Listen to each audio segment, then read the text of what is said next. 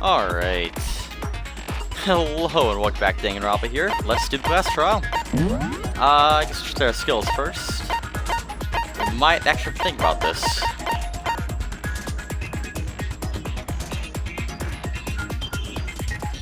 Decrease the focus time more slowly during fever time. Yeah, sure, why not? Never mind, alright. Well, let's finish preparations and do the class trial. Let's begin with a basic explanation of the class trial. So, your votes will determine the results. If you can figure out who done it, then only they will receive punishment. But if you pick the wrong one, then I'll punish everyone besides the blackened, and the one that deceived everyone else will graduate. Now then, to begin with... We already know who did it! Was that? It was Hiro. He does not have an alibi for when the murders took place, and we found him in that suit. Alibi. Don't try and deny it! You killed them! I didn't! Someone knocked me out! I was asleep the whole time! I don't— Shut your murdering mouth, murderer!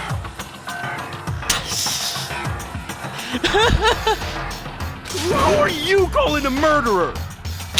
I am sorry to say, Hiro, but we do have evidence. Blueprint for the suit. Parts we assume were used to build it. And all of it was found in your room. You have to admit, the evidence is quite compelling. It points to you as having created the suit and wearing it while committing crime after crime. How many times do I have to tell you? I don't know! Is Sarah really the killer, or... Before anything else, we have to make that clear. Alright. Guess Hero's message, which I don't really know what that is. Everything we found in your room. The blueprints, the suit parts, they are all proof enough Why? that you are the culprit. Say, okay. Alright, Yasuo's message was okay for him to meet at the dining hall. Okay. I don't know anything about that stuff! It's not true! It's a conspiracy! Hiro, why? Why did you kill them? No! Just hold on a second!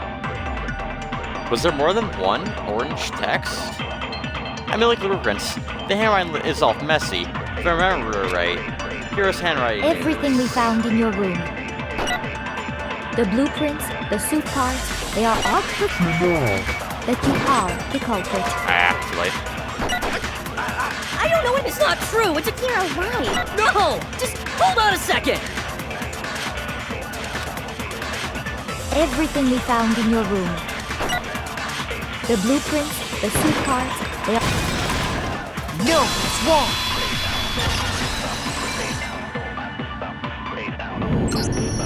Are we sure Hiro really made those blueprints? What do you mean? Well, take a look at this. It's the note that Hiro wrote, asking everyone to meet up after Alter Ego disappeared. The handwriting's obviously different, wouldn't you say? When you compare it to the blueprints. There's no way you could think the same person made both of them.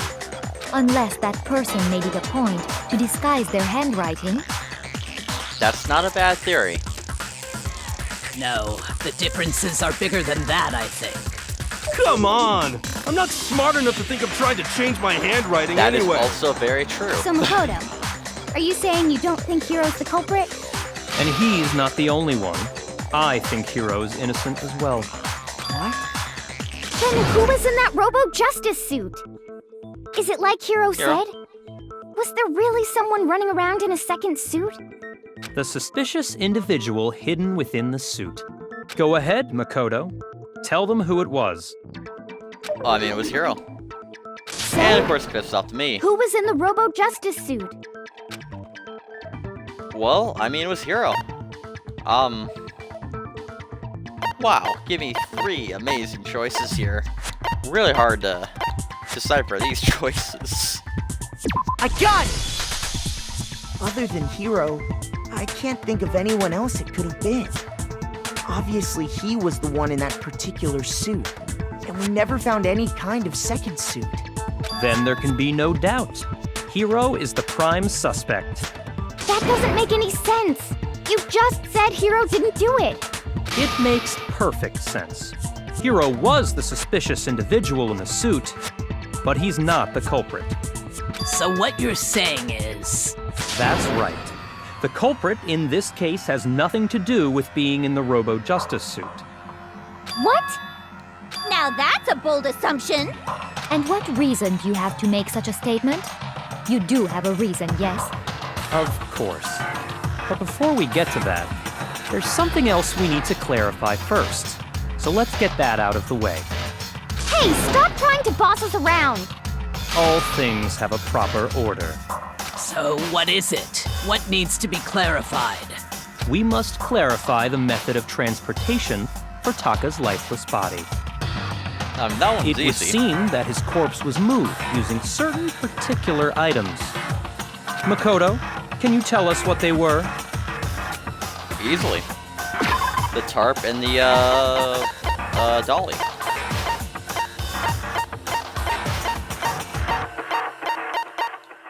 We got, like, no notes. Okay. Where's one of them? I got it!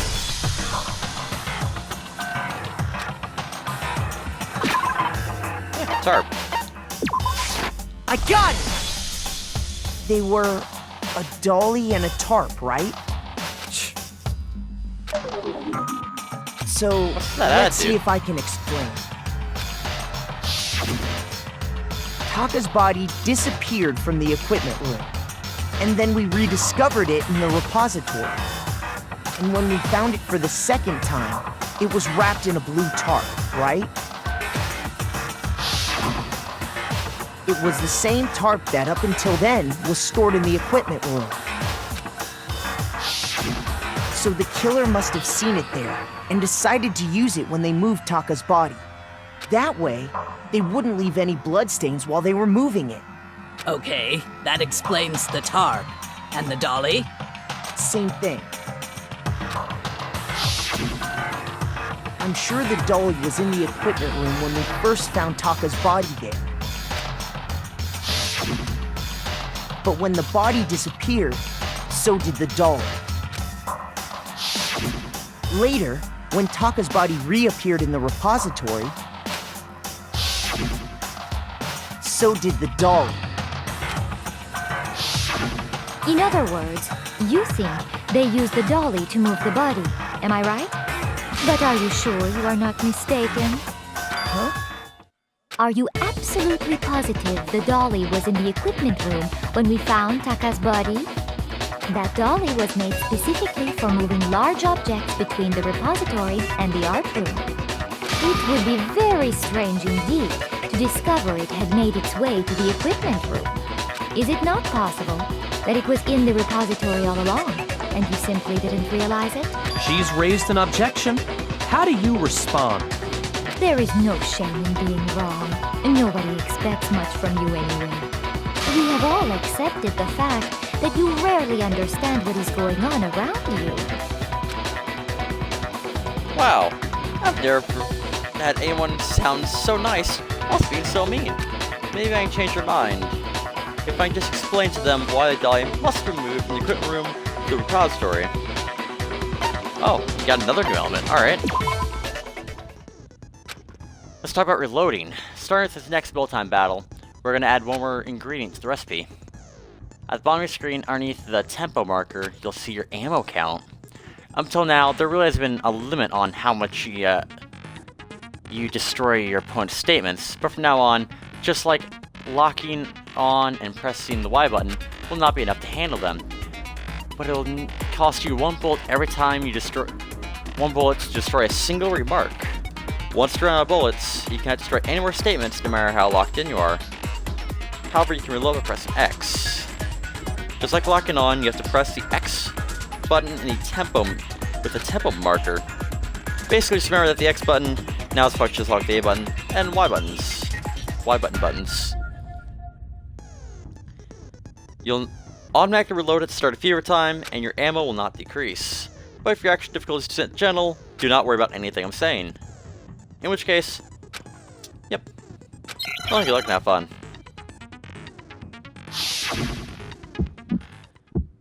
Alright. You have it wrong. I cannot agree. You are a fool. So pathetic. Lies will get you nowhere. Do your worst. You miserable wretch. I cannot agree. Oh, just one bullet. You are a fool. Do your worst. You had it wrong. This is hard. I cannot This agree. is hard. You are a fool.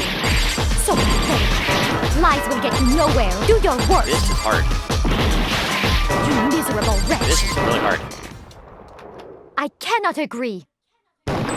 This should prove it. That was really hard. Okay.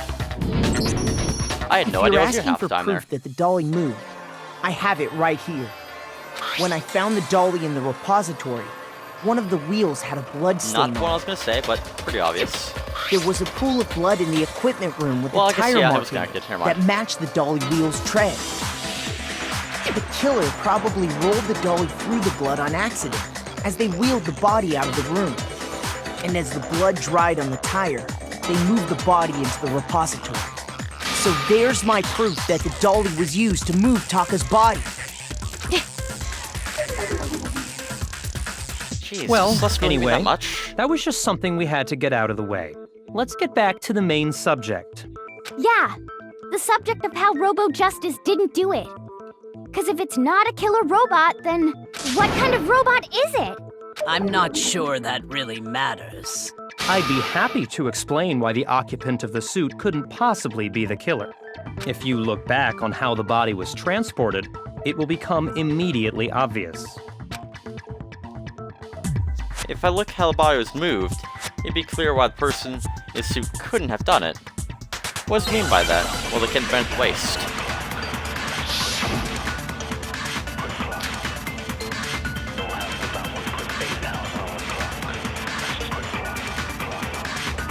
As we know, Taka was killed in the equipment room. And from there, the body was moved to the repository, correct? Yeah, the culprit wrapped the body in the tarp, then loaded it onto the dolly and wheeled it off, right? That's the Now, discrepancy. keep in mind that the dolly doesn't have a handle. Well, yeah, but even without a handle, all you'd have to do is bend over. Oh, no, hold on. No, it's wrong.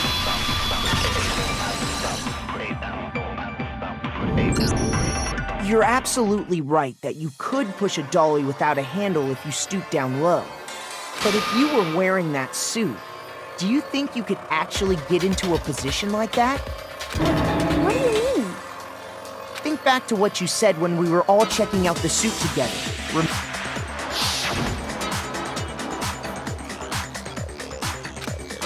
As far as getting rid of this thing, not to mention, you totally can't bend the waist. Seems like a pretty obvious oversight. When you're in that suit, not only can you not see your feet, but you can't even bend at the waist. Am I right about that? Now that you mention it, yeah. It seems like it'd be awfully hard to push that dolly if you couldn't bend over. I was thinking more of loading them. Well, what's to stop you from simply pushing the dolly with your feet? When you can't even see your feet? You really think someone could kick the dolly all that way? Yeah, it'd be totally impossible! Not that I can say for sure myself. On top of that, if you were wearing such a rigid, cumbersome suit, it's very unlikely you would have the dexterity to go about wrapping the body in a tarp. Well, I mean, isn't that just a matter of taking off the suit when you're ready to move the body? There's absolutely no chance that the costume was taken off to move the body because you couldn't take it off. You couldn't take it off by yourself. I got it! I don't think taking off the Unless suit you was an accomplish, option. I guess. You remember,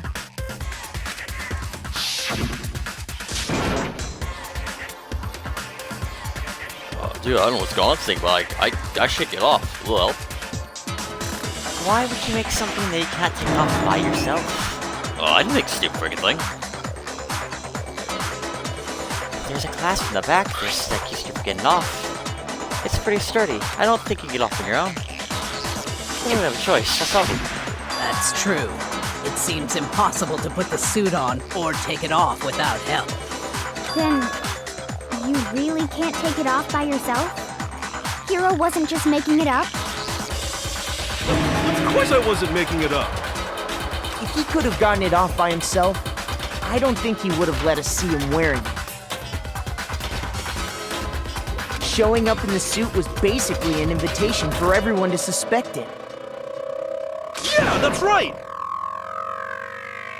So, it's really, really true that Robo Justice couldn't have moved the dolly? To be clear, whoever did move the body, it couldn't have been Hiro in the robot suit, correct? No, wait. Just a second, if you please. Have you forgotten about the picture that I took? You What, all the got a relevant good picture look at that means it, nothing? did you not? The image of Hifumi being dragged away by Robo Justice? If whoever was in that suit is not the culprit, how do you explain that?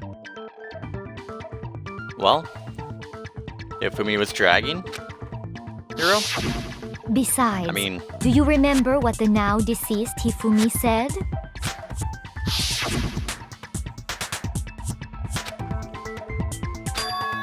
hit me, my guy, rule of justice. So long as those facts exist, the proper conclusion is beyond question. The individual inside the suit and the culprit are one and the same. It was Hiro, without a doubt. Yeah. Yeah, that's gotta be right. Hold on a second! It's still far too early to reach that conclusion. We're only 17 minutes into this class trial. There's no hurry to decide who We have did 2 more it. hours. Before we rush to a verdict, shouldn't we explore every single possibility? Instead of seizing on one viewpoint, the truth is uncovered by analyzing things from every angle. Perhaps, but where do we go from here? Let's review this series of unfortunate events from the beginning. Maybe we'll uncover something new. What a pain in the ass! I don't disagree, but our lives are on the line. If this... Plus, maybe we'll get to find out where the Jigsaw. heck Kyoko was when everything went down. All right then, let's take another look back at what happened. I suppose we could start with this morning. 4 of us gathered together in the dining hall. Makoto, Hina, Kyoko, and myself. We waited there for quite a while, but nobody else showed up, so we went to look for everyone. That was around 8 a.m. And as soon as we split up, Kyoko went missing. Soon after that, Hina found Celeste in the rec room and quickly came to get Makoto and me. It seems I was unconscious for about an hour after I was attacked by my mystery assailant. I know it was an hour because I remember being attacked a little after 7.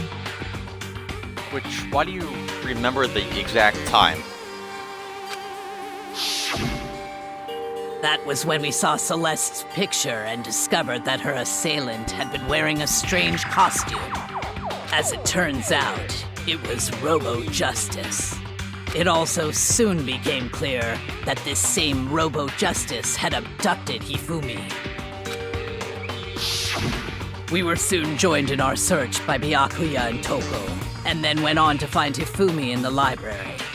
He was injured, so we took him to the nurse's office and resumed our search for the suspect. But not long after leaving the nurse's office...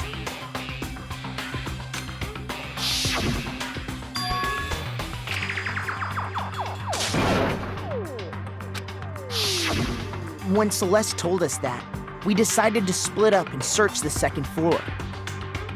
And soon after that, I saw someone moving around on the 3rd floor, and I yelled out to everyone as soon as I did.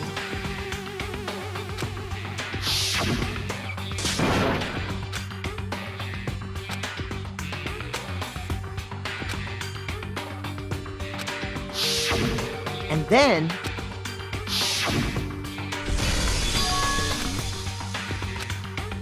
What was that? Came downstairs. Wait. At that point, we decided to divide up into 2 groups. Celeste, Hina, and I went back to the nurse's office, while Sakura, Byakuya, and Toko chased after the suspect. When we got back to the nurse's office, we found Hifumi, dead. And that's when we heard the body discovery announcement. It wasn't immediate, though. It was after about 5 lines of dialogue.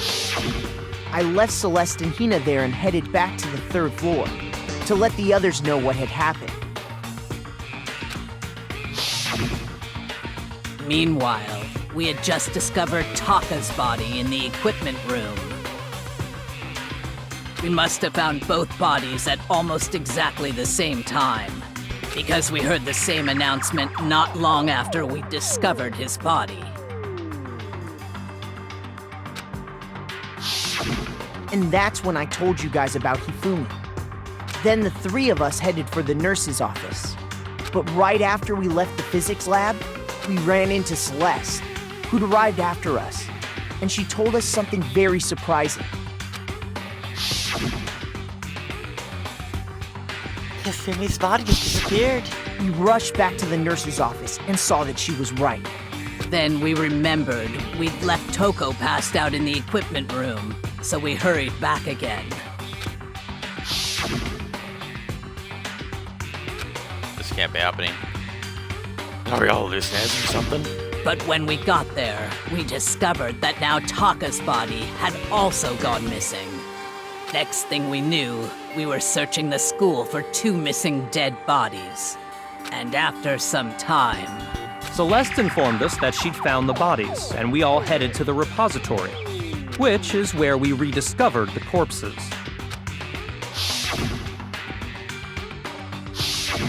I think that about covers it. I see. The whole thing sounds exceptionally complicated. It certainly seems to me that these are not a simple series of connected events. Okay, well, if that's true, then what? Rather than a single series of events, I think we have to consider each murder a separate situation. And from there, Okay. we can uncover the contradictions surrounding all of them. Now then, let's get started, beginning with what happened to Taka. The contradictions hidden in what happened to Taka. In order to cover the truth of this case, I have to find them out, or what? Alright.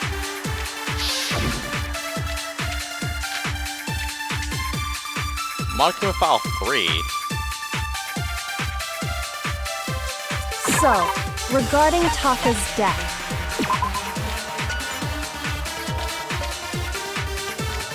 Cause death was below the head. Thought to be able to kill with a weapon. Okay, that doesn't seem relevant at all. I wonder if he died before Hifumi, or perhaps it was after? We already know what order they were They killed in. related. Taka came last What No. makes you say that? because of the numbering of the Justice Hammers. It's true that Hifumi Okay. was killed with Justice Hammer 3, while Taka's death came from a swing of Justice Hammer 4. See? So it's obvious Taka came after. Well, he didn't. He died at 6. The hammers were numbered, but were they really used in that order? So, regarding Taka's death, I wonder if he died Well, before I got 2 things to Hifumi. shoot at. I Or don't perhaps think it I'm was going to run out of after? options. We already know what order they were killed in. Taka came last What makes you say that? because of the numbering. Of the Justice Hammer. I don't... No? Shoot. I mean, yeah, that... So, regarding Taka's... I wonder if he, or perhaps it was. We already know what order they were. Taka Yeah, came what last order? What makes you say? because of the Taka numbering. came last. It's true Well, that he flew while Taka's death. It's order and numbering. So it's obvious Taka came after. So, Regarding, I wonder if he, or perhaps So- it was. We already know. It's either this, or I gotta capture a bullet. Shoot. Okay. So, Regarding Taka, I wonder if he, or perhaps it was. We already know what order the Taka came last. What makes you say that? Because of the numbering of the Justice Hammers. It's true that Hifumi was killed With Justice while Taka's death. See? So it's obvious Taka came after. So, regarding Taka's, I wonder if he died, or perhaps it was after. We already know. No, what order did... No, that's wrong.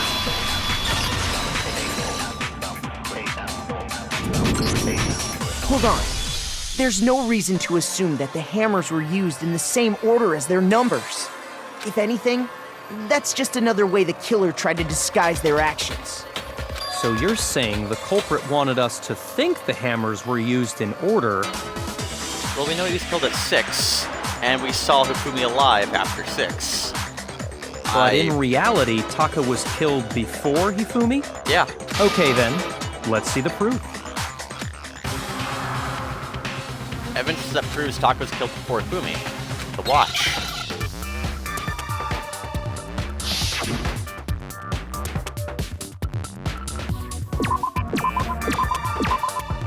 Wristwatch, okay.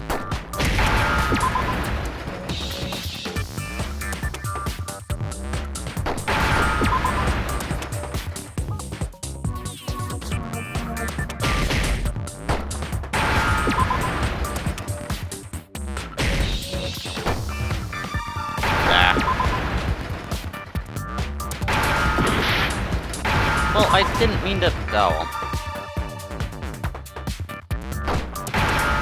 Whatever. Now I understand.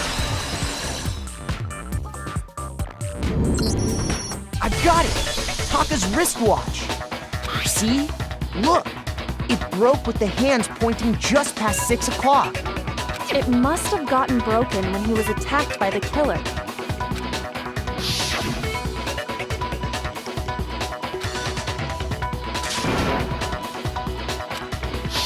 So if it wasn't broken after 6 last night, then he must have been attacked around 6 this morning. And that would be his official Right. time of death. But if that's true, then he was killed well before Hifumi. Yep. And before Celeste was attacked this morning, which happened around 7. That's right. Taka was killed before any of the other incidents took place. That simple fact slipped past all of us. We made the wrong assumption about the order of events, all because of those Justice Hammers. That's exactly why the culprit wrote the numbers on each hammer and had them increase in size. That way, Yep. when we saw how they were used in each incident, we'd easily make that wrong assumption. Now, if Taka was killed around 6, then everyone's alibis for his murder go out the window. Pretty much. Because when he was killed, we hadn't met up in the dining hall yet. That may be true in the case of Taka's murder. But all of our alibis still hold true for Hifumi's death. That's right. That is also true. With him, at least, we're all safe. Well, for the most part.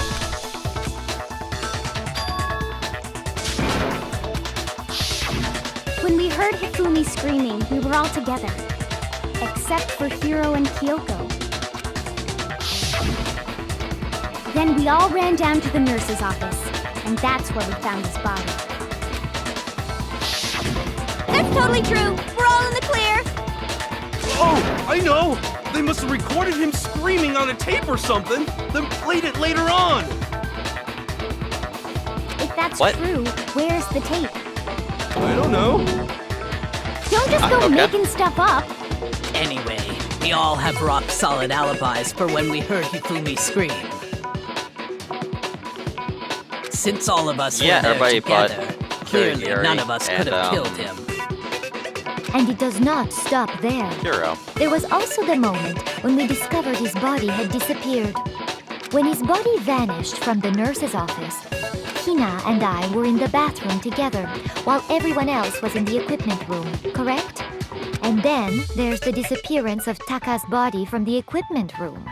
At that time, we were all gathered together in the nurse's office because of Hifumi going missing. Well, don't forget, I was passed out in the equipment room the whole time. Wait, Then what if Genocide Jill did it? She could have dragged Taka's body out of there right then! Even if she could pull that off, there's no way she could have done the same with Hifumi's body. Because, as we just established, she was passed out in the equipment room when his body disappeared. Besides, I didn't do either of them anyway. In other words, it is impossible that any of us could have killed Hifumi or moved either of their bodies. On the other hand, Hiro and Kyoko had disappeared, so they most certainly could have done Did those she things. intentionally mispronounce everyone's name? So what now, Kyoko? For now, we can't get fixated on who did it, or we'll just keep going around in circles. So instead of who, I propose we start talking about how. In particular, I think we need to figure out how Hifumi's body got moved. That's pretty true. straightforward. We searched everywhere, but we couldn't figure out how to explain his body disappearing. And according to what Celeste said,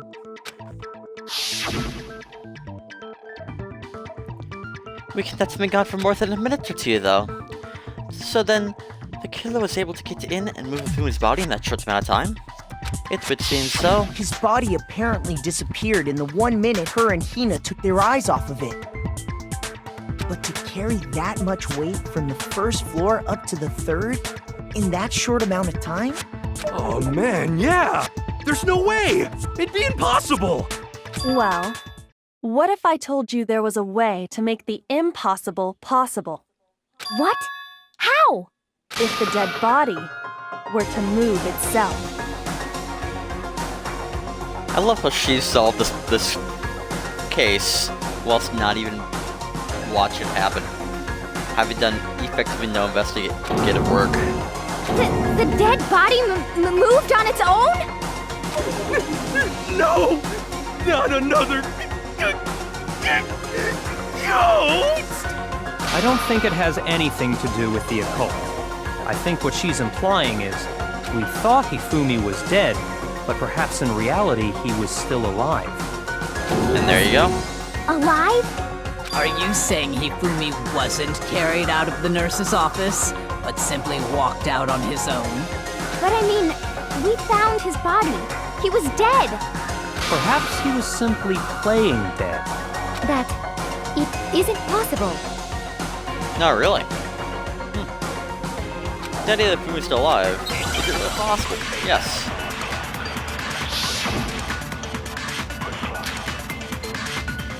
Broken wristwatch, so it's another capture a bullet and use on somebody else. Are you saying that when we first found Hifumi in the nurse's office, there's a chance he was actually still alive?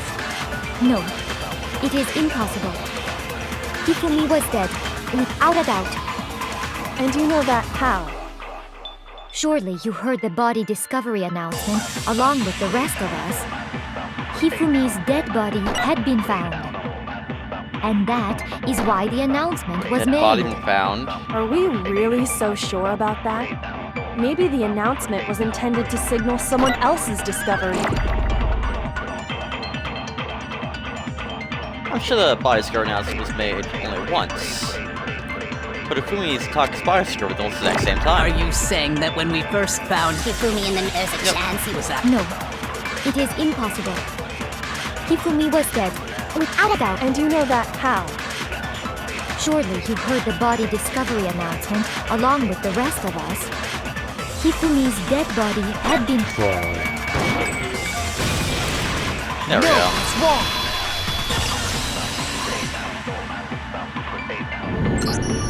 Was the body discovery announcement that was made really intended for Hifumi? Of course it was. The announcement played right after we discovered his body. Maybe.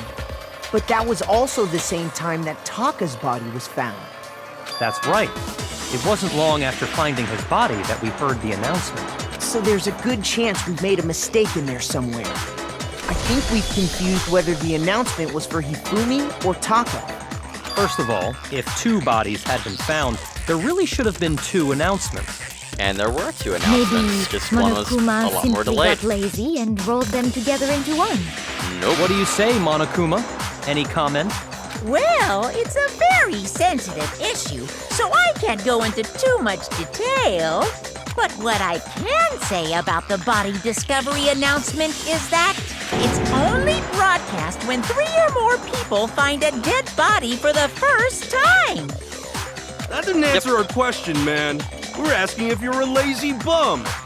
No, actually, that was plenty. Huh? It was. He said it's only broadcast when a body is discovered for the first time, which means even if we find the same body again later, he won't make the announcement again. Yeah, there was a second announcement once he discovered Hifumi's body. If that's true, then why was the announcement made again later on? Huh? Later on? Exactly. We heard the body discovery announcement twice. The second body discovery announcement. The first time it was played when we found each body in the nurse's office in the equipment room. The second time was when both bodies were discovered. I got it! We heard it a second time in the repository, when we rediscovered the 2 bodies. Even though technically Hifumi wasn't dead at this point, because he... I don't know. We'll ignore it. Why isn't that voice acted? You have the voice weird box at the for time. it. Not voice But act it that again. contradicts what Monokuma just told us, doesn't it? Exactly. If we were actually rediscovering both bodies, the announcement shouldn't have played. And in reality, when the 2 dead bodies were rediscovered, one of them was actually being discovered for the first time. So, when we found Hifumi the first time in the nurse's office, he wasn't actually dead yet. I mean, technically you don't know which one wasn't actually dead yet. Technically Taka could have been alive, but we know he was dead 6, so... Meaning, he wasn't actually found dead until we came upon him in the repository. And that's just part of it. There's one other thing that leads me to believe he was still alive in the nurse's office. Oh, I know! Because he was super good at playing dead! Bada bing, bada boom! That is the worst logic I have ever heard. But honestly, I do not think there's anything that can prove he was still alive. Okay proof you then, need? let's take another look at the events surrounding the discovery of his body.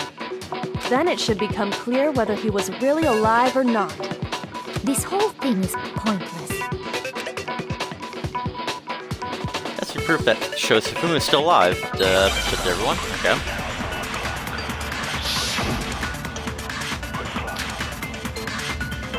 Hifumi's glasses.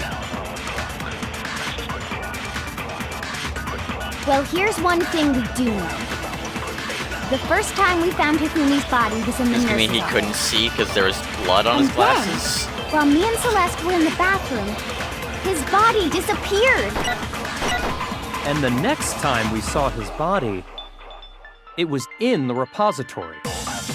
But when you compare his body before being moved and his body after Absolutely being doesn't moved, change at all. other than the change in how it was positioned, there was no... Wow. No, it's wrong. It's like someone gave someone a script and they didn't follow it. In fact, there was one clear difference between Hifumi in the nurse's office and the repository. His glasses. That fact alone proves that he was only playing dead in the beginning. Perhaps you'd like to fill the rest of us in? When we found Hifumi in the nurse's office, his glasses were covered with blood. But when we found him again later in the repository, they were spotless. And I found the item he used to wipe them clean in the nurse's office trash can. Do you really need me to select the item? Is this just to make sure I'm paying attention to the game? I got it! Like, come on. It was a glasses cleaning cloth featuring a certain cartoon mascot. One look at the bloodstain on the cloth should make things clear. This piece of cloth was used to wipe Hifumi's glasses clean. And the mascot on the cloth is the same one that's on the digital camera, right? And whose digital camera was it? Hifumi's, of course. The character was Princess Piggles from Demon Angel Pretty Pudgy Princess, I think. I highly doubt anyone but Hifumi would have brought something like this to school. I see your point. And the only people here who wear glasses are... I wouldn't be caught dead using a tacky piece of garbage like that. A few tissues is all I need to keep my glasses clean. Then there's no question. Alright, she belonged does to have Hifumi. glasses. So what you're saying is... What exactly? What I'm saying is, Really? the blood on his glasses was wiped away using his own glasses cleaning cloth. Even if that is true, it does not mean he wiped the blood off himself. But who would benefit from a clean pair of glasses other than the glasses owner? That's a good point. And it must have been him, right? So let's assume that Hifumi was still alive in the nurse's office. He pretends to be dead. Then when he's alone, he wipes his glasses clean so he can see. Then he stands up and walks out on his own 2 feet. And with that, the impossible task of moving his copious corpse becomes possible, wouldn't you say? But then, if he was just pretending to be dead, what was with all that blood? Was it paint or something? The fridge in the nurse's office contains packs of blood for emergencies.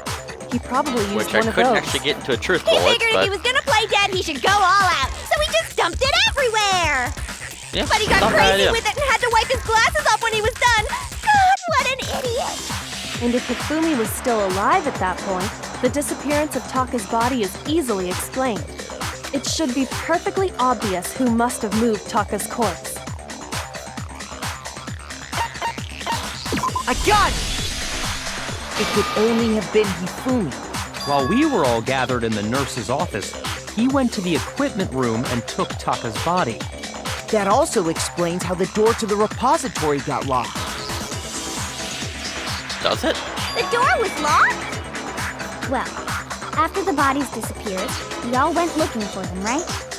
So me and Sakura headed for the repository. But when we got there, the door was locked.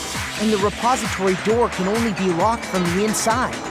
Which means when Hina and Sakura got to the repository, someone was already inside. And it could only have been Hifumi, who just finished stashing Taka's body there. Yes, though how is He Hifumi convinced dead? us all he was dead, and when he saw his chance, he dragged Taka's body to the repository. So, Hifumi wasn't just another victim in this case. He was one of the assailants. But that means he took part in the murders. I just can't believe it. If you're having trouble, would you like me to show you one more piece of evidence? Pretty sure there's More? Oh, absolutely. The single biggest fact pointing to his involvement has yet to be revealed. You know what I'm talking about, right, Makoto? The item he took off of Taka's Oh. lifeless body? Yeah, the note.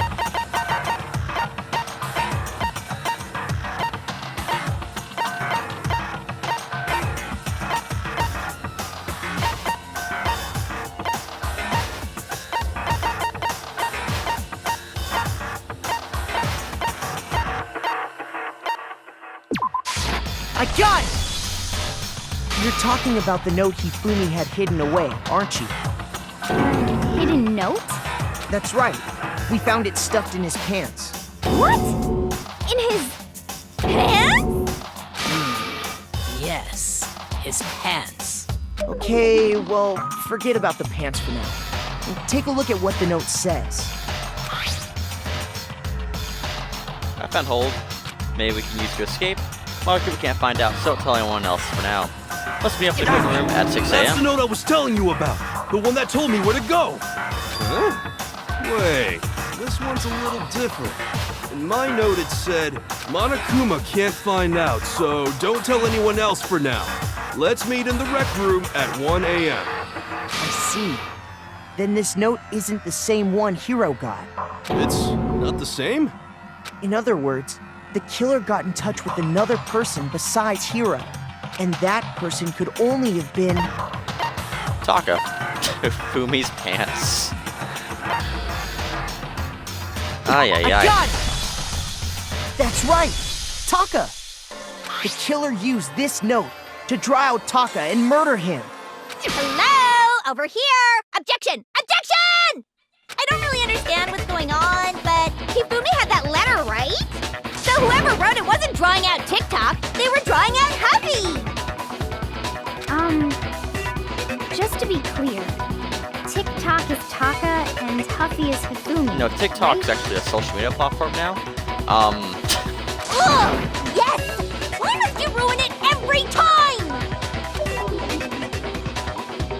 Man, Chestnut Jack's still seriously scary, but still. I can't let her get to me. Alright.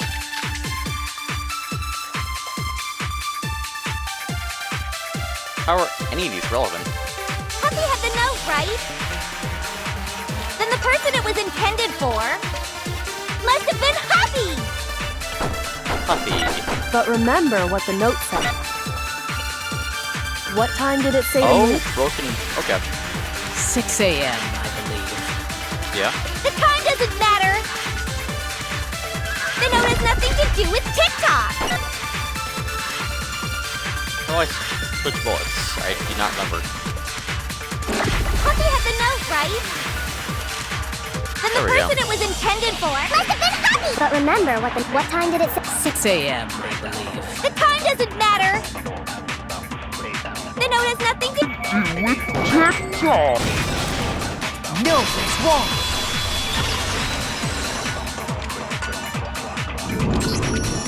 No, there absolutely is a connection. What the hell are you talking about?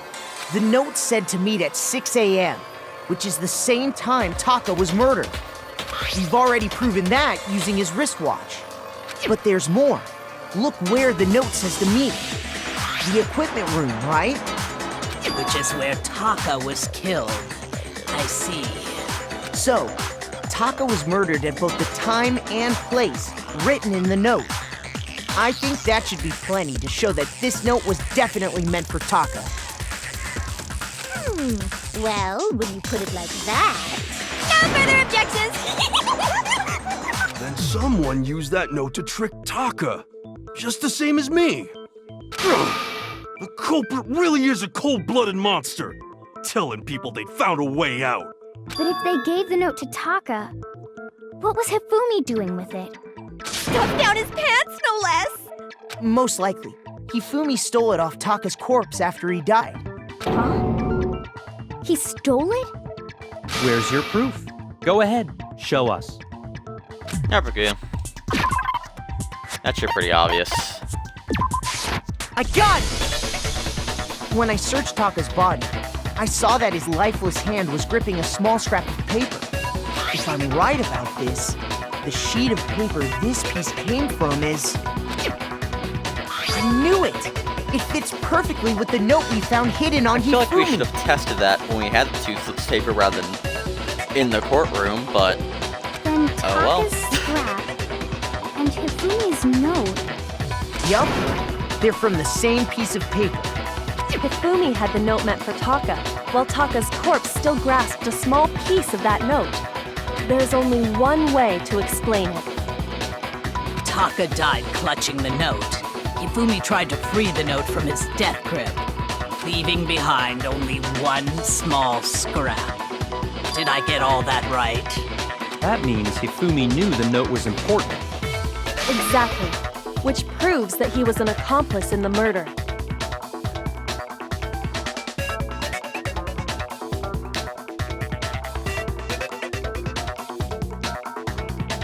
minimum, yes. Yeah. After seeing all this, Hifumi was super involved in this whole thing for sure. In fact, he was behind the whole thing. In fact, he's still alive!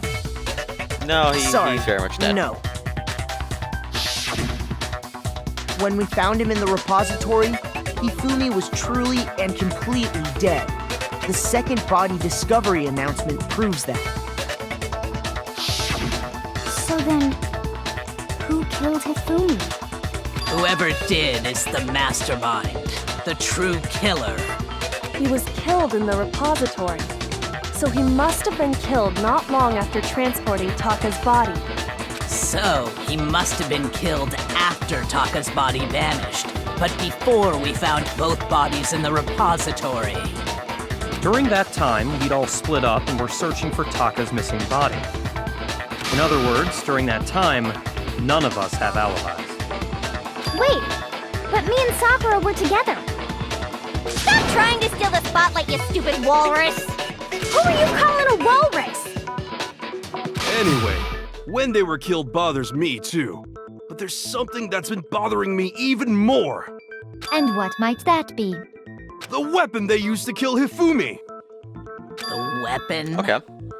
Yeah, because I mean, according to the Monokuma file, the way Taka and Hifumi were killed was almost the same, with them having similar fractures and all. But Justice Hammer 3 and 4 were still laying around in the nurse's office and equipment room, right?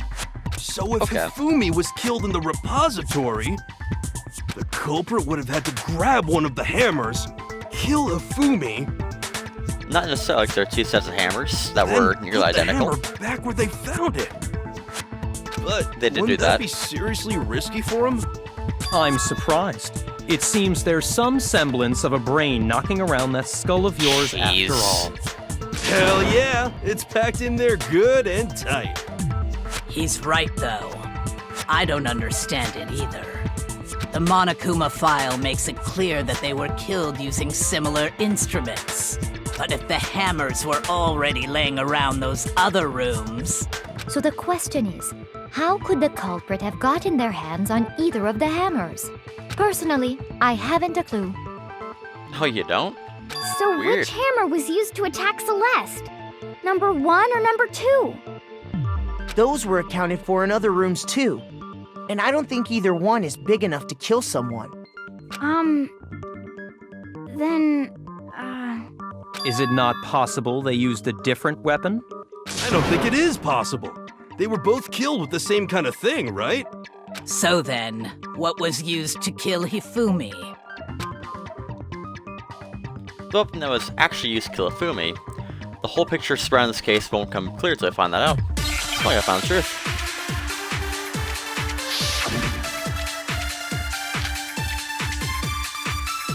No, alright.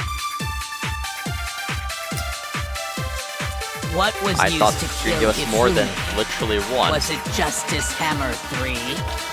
Maybe Justice Hammer 4? Well, whatever it was, there's one thing we have to figure out. How was the culprit able to move around so freely with the weapon? How did nobody witness them carrying it?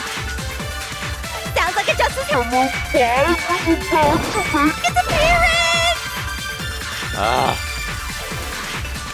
Shoot! alright. What was used to Well, it wasn't just maybe Justice. Well, there's one. How was the culprit? How did nobody witness? Sounds like a Justice Hammer 5 is about to make its appearance. Check out murdergear.com/hammertime for more info. Well, Wordgear.com/hammertime. the murder weapon had to be... There we go. I just let it play out.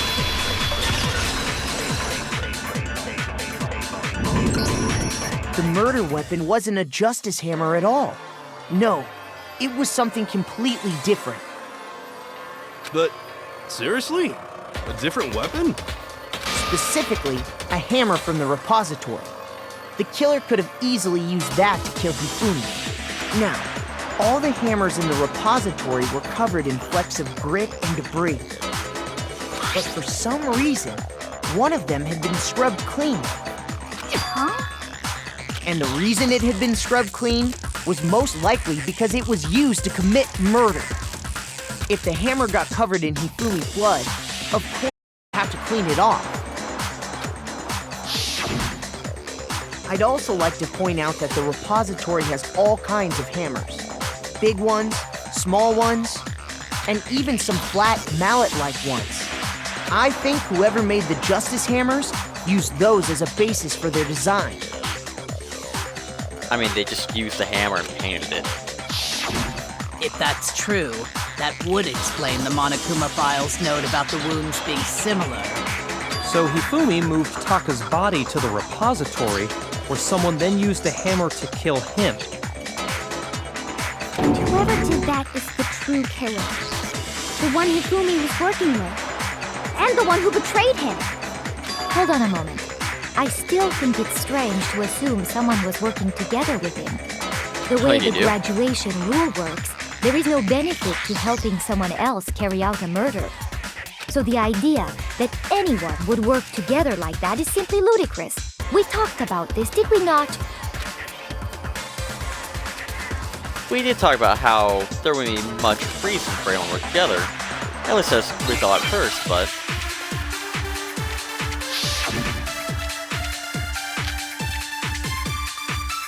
Okay, so it's, Based on the rules that have been laid out for us, even if more than one person is complicit in the murder, only the one who actually carried out the act can graduate and survive. Assuming the rule holds true, it is simply impossible that two people work together on this. That is how the rule was explained to us. But that only really applies if there's one murder, right? In this case, however, there were two murders. okay. Did I get that bullet? There has no chance that two people will work together on this. Based on the rules that have been laid out for us, Even if more than one, only the one who actually carried out the act, assuming the rule holds true. it is simply That is how the rule was. But that only really applies if there's one murder, right? In this case, however, there were two murders. Based on the rules that have been laid out, even if more than one person, only the one who actually carried out the act can assuming the rule. No, There we go. it's wrong.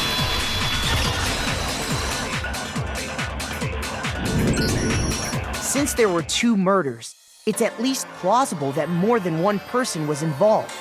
What do you mean? If there'd only been one murder, then yes, the idea of an accomplice isn't really worth considering. Naturally, if only one person can be saved per murder, an accomplice has no risk versus reward benefit. Risk versus reward benefit? The payoff for working together. The reward that balances out the risk of taking part in a scheme. There's no point in being someone's accomplice if there's no benefit to you. However, if there were some potential mutual reward for the risk, then cooperation becomes possible. You're saying that two people could act as each other's accomplices to commit two separate murders. I think that's what the true killer told Hifumi. They would each have an accomplice for their crime. And based on the case's events, Hifumi would have been the first one to act, murdering Taka. They made him carry out the first murder so he couldn't back out of helping them later on. So in this case, there wasn't one single person committing multiple murders. Instead, each person killed someone, creating two separate incidents. And it only looked like one person because that's how the true killer designed it to look. A single suspicious individual, a similar weapon used in each crime, disappearing bodies. By creating one seamless set of circumstances, they made it look like one person was behind it all. The mastermind picked their target and managed to convince him to go along with their plan. And then, to avoid the no accomplices rule, they simply killed their accomplice. Which, if true, means that betraying Hifumi was part of the plan from the very beginning. That's just awful! How could anyone be so cruel? You think so?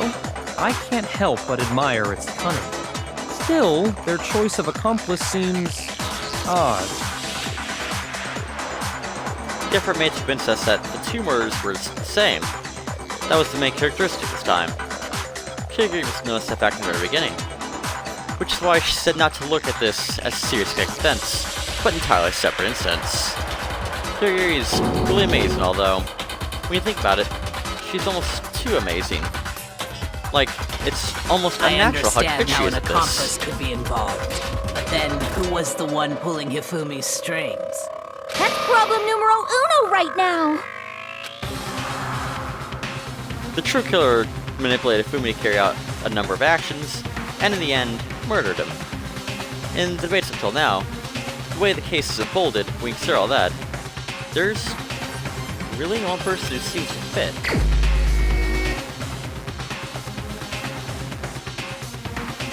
You're going to say Gary, aren't you?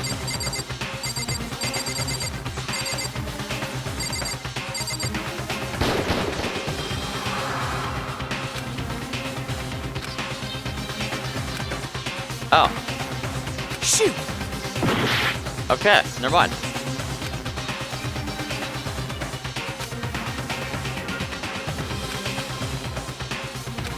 I mean, I could select Celeste, but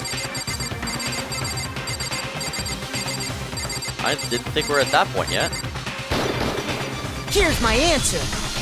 Huh. It was Celeste. So I'm the suspicious individual now, am I? I mean, you are. I didn't think we were here yet. I really do hate this kind of joke. A joke?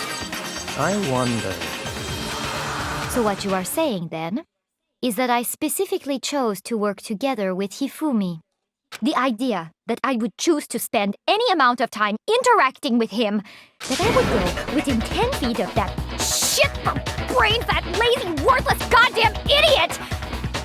Your actions changed. Pardonnez-moi. Just to be clear, there is evidence to support it. Is that so? It is. Throughout the investigation, there was certain behavior that was common only to the two of you. Considering what we've learned so far, it only further proves that the two of you were working together.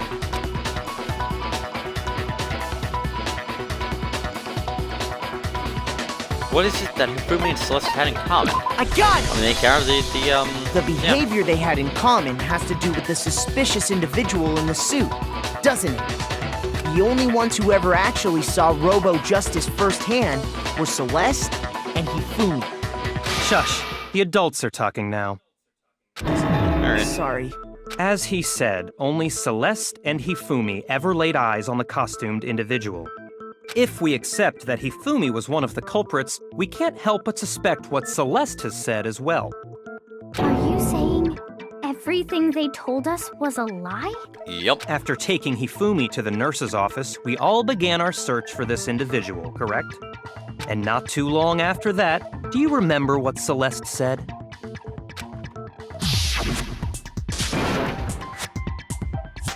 Saw a shadow moving around to the top of the stairs. We headed to the second floor specifically because of what she claimed to have seen.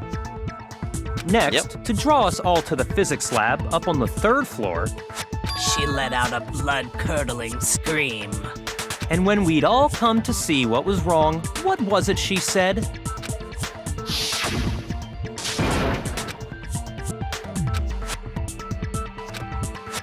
Saw a strange costume man. You ran off as soon as I screamed. He's blocking the stairs, said throw it down. Once she'd done her job of getting us all up to the physics lab, it was time for her partner to get to work.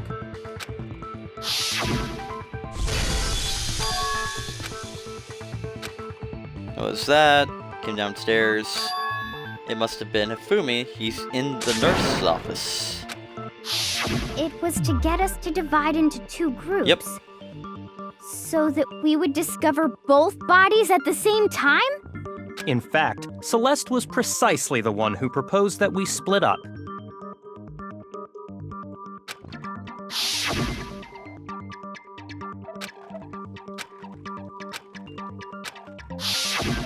Well, if Celeste and Hifumi were working together, all those chance events suddenly become connected. And on top of that, that piercing cry of yours early on. That was to signal Hifumi, wasn't it? It was your way of telling him, we're on the third floor, everything's going according to plan. Why else would you let out a scream that could have carried across the sea? I just realized another strange thing. When we found Hifumi in the nurse's office, who we now know was only pretending to be dead,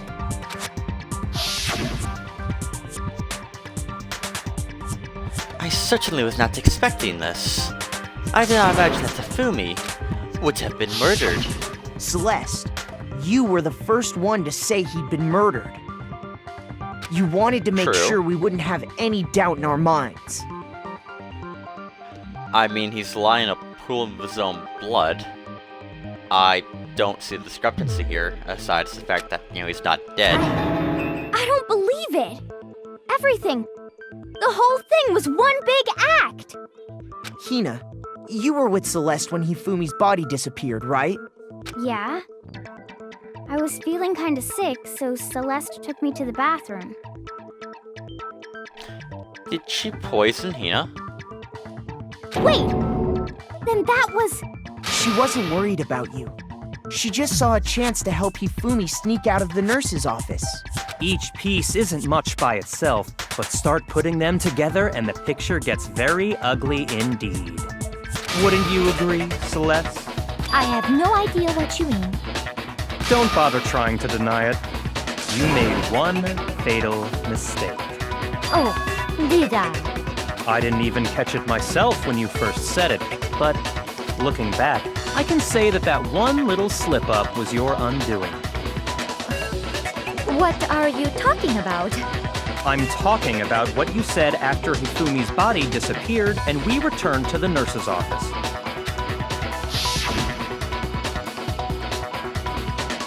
They must be really enjoying this.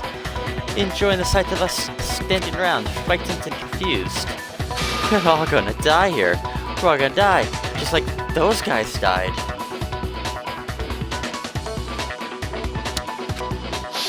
I remember her saying that too, but I don't understand what's so strange about it.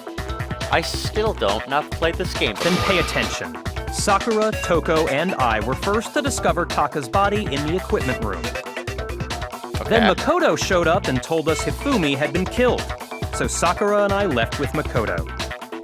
Once we were in the hall, we ran into Celeste, and the four of us headed to the nurse's office. Now, the entire time we were together, none of us said anything about Taka being dead. Oh. Think about it. Celeste's comment doesn't make sense. It was completely out of place. Yeah, I see what you're talking about. Although I don't really get what it means. You hear that, Celeste? Everyone's having some trouble understanding. Could you repeat what you said? If you're really not the culprit, you shouldn't have any problem repeating it, right? Back to Celeste's comment doesn't make sense. What was he alluding to? Well, if not, I guess he's saying that nobody told him about, or told her about Taka's death. Okay, it's gonna be another, All I contradiction said of words was, here. they must really be enjoying this. Enjoying the sight of us standing around, frightened and confused. They must be positively elated. We are all going to die here. You're all going to We die are going here. to die, just like those guys died. Those And guys. that is all I said. And that's all it takes to finish this. It's obvious, isn't it, what was so strange about Celeste's comment? And that's the Monokuma file? Which said that she could have only known about Fumi's death. With that in mind, what's so strange about what she All I said said is... was, they must really be enjoying this. Enjoying the sight of us standing around, frightened and confused. They must be positively elated. We are all going to die here. We are going to die, just like those guys died. And that is all I said. And that's all it takes to finish this. It's obvious, isn't it, what was so strange about Celeste's comment?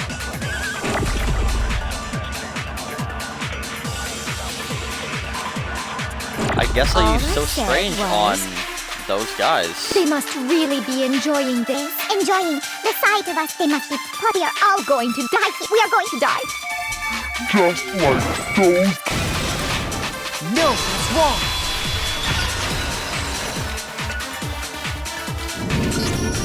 That's right. There's no reason Celeste should have said, just like those guys died. When she said that, none of us had told her Taka was dead. Exactly. And we didn't run into her until after we were all out in the hall. So there was never any chance for her to have seen his body in the equipment room for herself. So how did you know, Celeste? How did you know more than one person had been killed? And how did you know they were both guys? Because Kyoko had also disappeared, right? So she could have been dead too. I mean, I'd argue guys is gender neutral to a degree. You know, if you got 2 dead bodies, I would refer to them as guys. But oh well. You all have such vivid imaginations. You know that? Imaginations. You claim that I was lying when I told you about the suspicious person I saw. Then what about the picture I took? How do you explain this Hifumi picture can't of the remember dresses. costumed villain dragging Hifumi away? It has to be some kind of setup, right? So let's put the suit on. And then she used the camera's timer to Nope. set up. Have you so quickly forgotten? You are the only one who could have possibly fit into that suit. Plus, I happen to know that this particular camera does not have a timer. In other words, it is an unassailable fact that this is a picture of Hifumi being dragged away. If everything I told you was a lie, how can this picture exist? Simple. Are we sure that's really a picture of the suspect There you dragging go. Hifumi Outta away? here, Gary. What could you possibly mean by that? Surely there are other explanations than the one you've offered up. No, there is no other explanation. Other explanations. If it wasn't a picture of the suspect dragging Hifumi away, the only other possibility is Hifumi is dragging. I mean, the suspect away. It's not a picture of the suspect dragging Hifumi away. I would say it's a picture of Hifumi dragging the suspect away. That's certainly within the realm of possibility. The one being dragged off in that picture isn't Hifumi, but the person in the robot suit. We've simply been led to believe that it's the other way around. And the strange costume might only exist to lead us astray even farther. If you saw someone wearing something like that in this situation, of course you'd notice and be suspicious. That's what happened! You put me to sleep and made me out to be the bad guy in all this! Such a thing is utterly impossible. Hifumi was dragging him away? Ridiculous. Is it? I don't think it's ridiculous at all. Then shut your mouth and allow me to educate you. Celeste thinks she can prove there's no way Hifumi was dragging the suspect away. But is that really possible?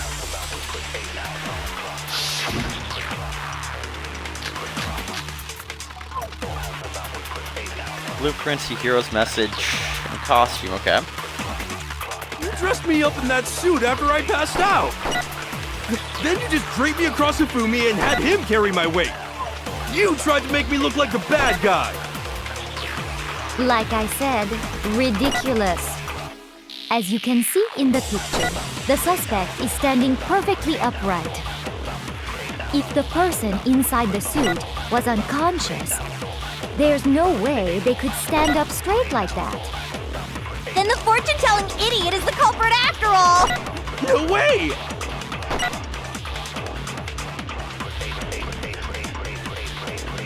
Remember right, Hina said. She said that she couldn't bend at the waist. You dressed me up in that suit after I passed out!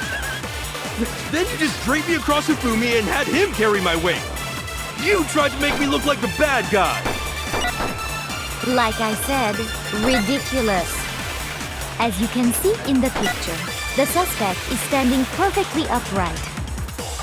If the person inside the suit was unconscious, there's no way Stand up straight. No, it's wrong. They have a choice. No.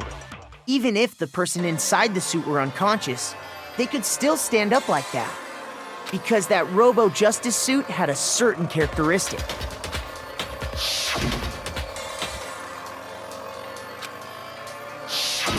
That's right! They totally made a mistake when they made it, so it couldn't bend at the waist. Well, mistake's I'm probably the not wrong so word there. sure that was a mistake. I think the suit was designed from the beginning to be used the way it was. Celeste and Hifumi took the suit they'd specially designed and stuffed Hiro into it. That's how they were able to fake that whole thing. The point of it all was to make us believe whoever was in the suit was to blame. Well then, I suppose this is checkmate. Checkmate?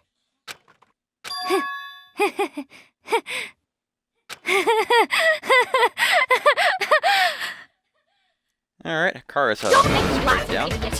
What do you mean, checkmate? Celeste?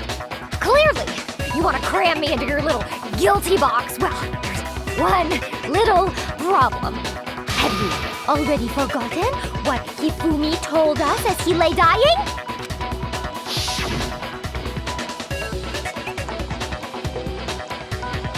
Hey, Fumi, who was it? Who attacked you? Who tried to kill you? Killed me? That's just right, I remember their name. Yasa. Hiro. When we asked him who had attacked him, his answer was I'm quite pretty sure that's voice clear, acting last was it time, but oh not? well. He said, and I quote, Yasuhiro. In other words, Yasuhiro Hagakure! Wait, but my name isn't really Yasuhiro. It's actually Taro. Your confusing What? statements don't make any sense. You're only making things more complicated. He did say Yasuhiro, but are we sure he was really pointing the finger at Hiro? I'll look at the detective go. What the hell are you talking about? I'll burn you alive! Kyoko, what do you mean by that? Think back to how Hifumi used to talk to us. How did he refer to each of us? Last names?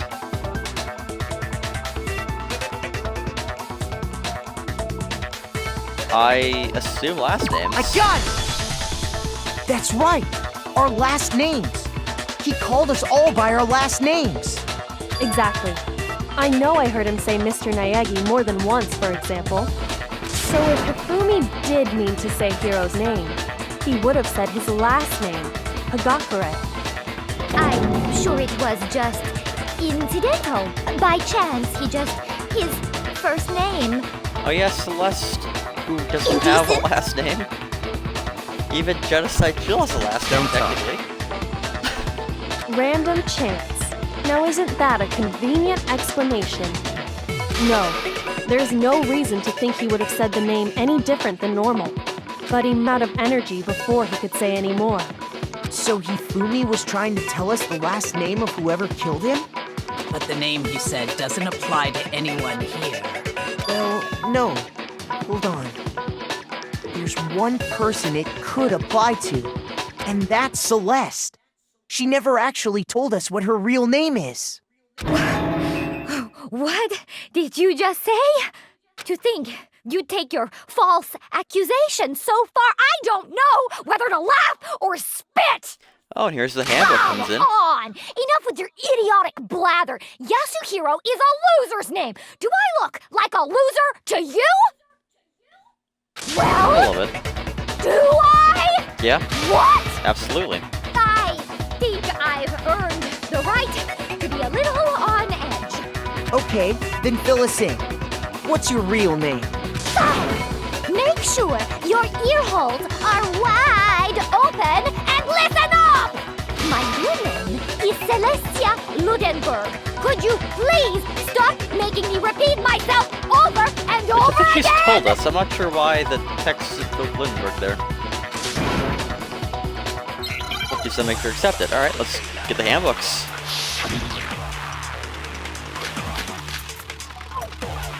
And there we go, e-handbook. Hifumi was trying to tell us something. He wanted us to know the killer's last name, Yasuhiro. If there's one person here who might have that last name, It would have to be you, Celeste. You haven't told anyone what your real name is. How many times do I have to tell you? My name is... Celestia Ludenberg! God damn it!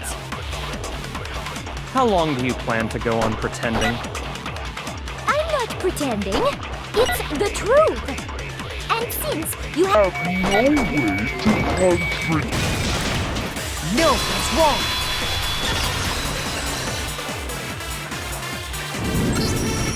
That's it. The handbook. What? Anytime you turn your handbook on, it shows the owner's name when it boots up, right? Monokuma told us all about it before.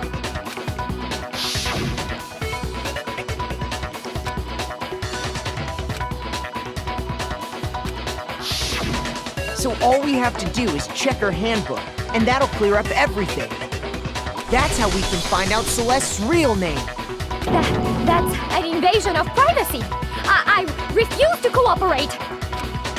Celeste, can you please just tell us what really happened? Please, just tell us. Even when I'm put in check, it's just my nature not to give up. Because...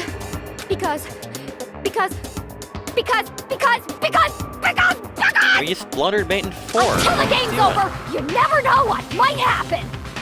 Fine then. Let me settle it. Let me go over the case again, from the beginning. Oh. And shed light on We all could your have done crimes. this in one episode then. And that'll bring everything Okay, to never an mind. end.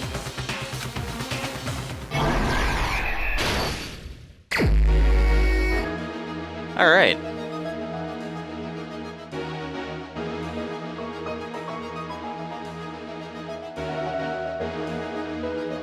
So there's... okay. Why is that there?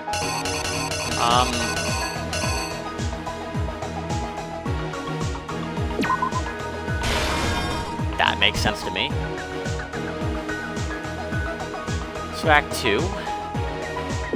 At 1 o'clock, we find Hero. Wait, yeah, find Hero.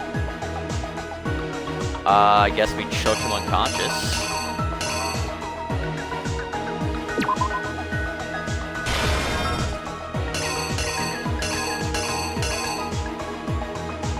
Okay. Stuff him in the robo thing or whatever.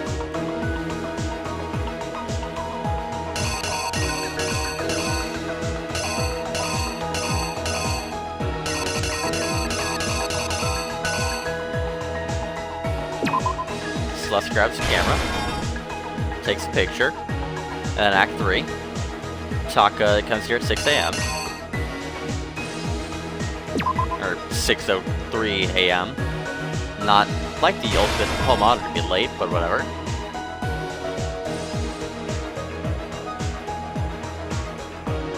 Hifumi goes, hits Bakuya in the back of the head, not Bakuya, Taka in the back of the head. And that's hammer number 4.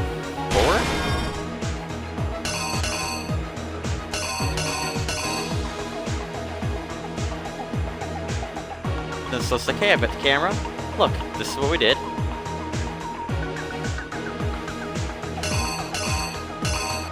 And then Hifumi gets attacked, right?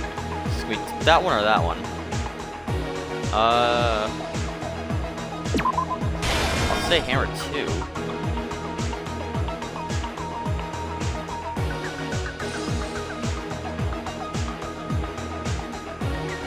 In Act 5, nurse's office. He smears blood on him.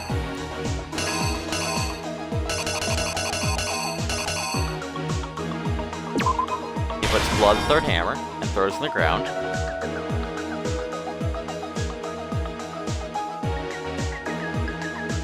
And then we find all of them in the same place.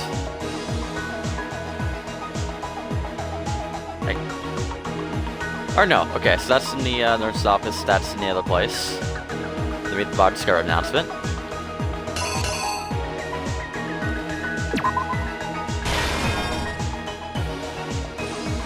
I have no idea what picture that even is, but that looks like that. So that's what I'm going with.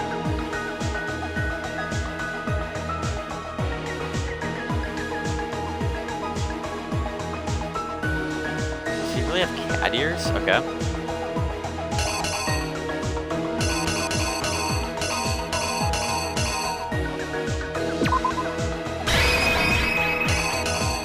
I think that's gonna do it.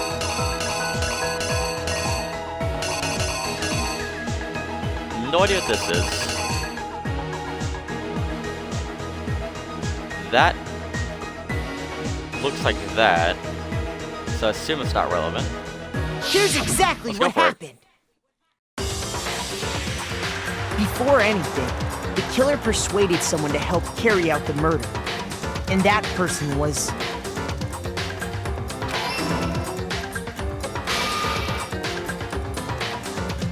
Hifumi. With an accomplice, the killer was able to execute a number of otherwise impossible schemes.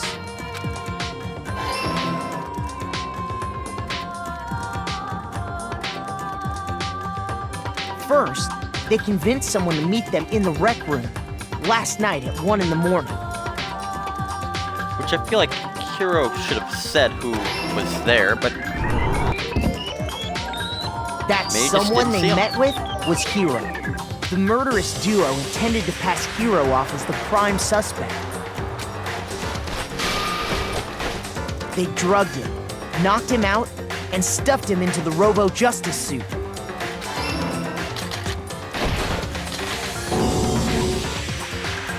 Next, Hifumi positioned himself to make it look like Robo-Justice was attacking him, while the killer used a digital camera to take pictures of the assault. They did all this just to create evidence that would put the suspicion on Hiro. When they were done with him, they shoved him, still unconscious, into the pool room locker.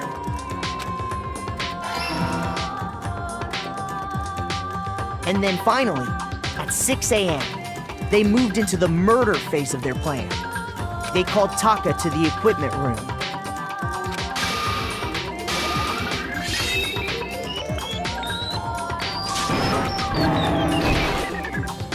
which based on the rule in the third And game, that's where Hifumi killed I him, feel like that should making make it the Hifumi the scene black of the and first murder. considering Hifumi, actually killed Taka here, and because murders after the first murder occurred don't actually count for anything. I think that by the third game's logic, Celeste is fine, but The murder weapon was Justice Hammer 4, which was left there in the equipment room. I guess I could have changed the rules in the The subsequent reason murder Hammer games. number 4 was used was to create confusion Sure, about why not? the order of the crimes. So, next they falsified 2 more assault incidents. For these attacks, the killers pretended to be the victims to solidify Robo-Justice as the suspect. The first fake incident was the attack in the rec room. There, the killers wanted us to see Justice Hammer 1 and the Robo-Justice pictures they'd taken. They wanted to make sure we bought the surprise attack story. The second fake incident was the attack in the library. This time, they planted Justice Hammer 2 and an injured Hifumi to sell it. With these 2 incidents, the killers were able to create a certain preconception in our minds that the suspect was increasing the size of the hammers and attacking people in order as they did. We fell right into their trap and started looking for the suspect based on that. But That's nice little hammer. Justice Hammer too? Alright, whatever. They're all just while Hummers. we did that, we left Hifumi alone in the nurse's office. Huh. This was exactly what Hifumi was hoping for. He took a blood packet from the refrigerator and Justice Hammer 3 and turned the room into a crime scene in which he himself had apparently been brutally murdered. He let out a scream to draw us back, and when we returned, that's what we found. Meanwhile, the other group that had been out searching found Taka's body at the same time. So when we heard the body discovery announcement, we naturally assumed it was for Hifumi.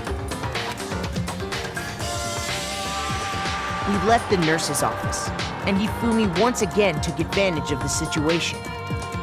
He simply got up and made his escape. When we learned his body had disappeared, we all rushed back to the nurse's office. And once again, Hifumi had the chance he was waiting for. This time, he snuck into the equipment room.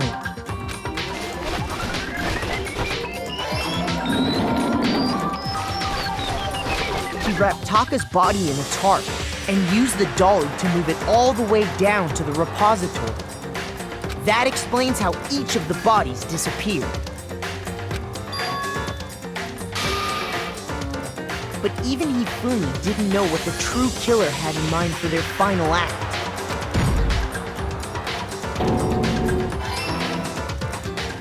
Their plan all along was to kill Hifumi and get rid of the one person who could betray them. And they did it using an ordinary, everyday hammer from the repository. That should cover everything that happened in this case. And the...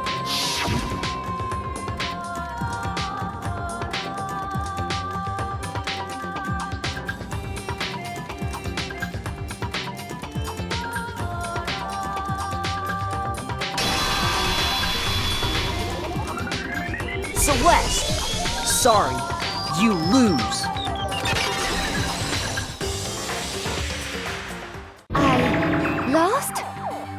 I lost? When was the last time I was forced to utter such words? They hang heavy around my neck. Then you admit it? You're the killer? Listen to you, trying to take charge, as if you're my private instructor. I, Celestia Ludenberg. Actually, no. Taiko Yasuhiro is fine. Taiko? Alright. So, you finally accepted it. I'm the kind of person, once I've lost, I don't like things to drag on. Interesting.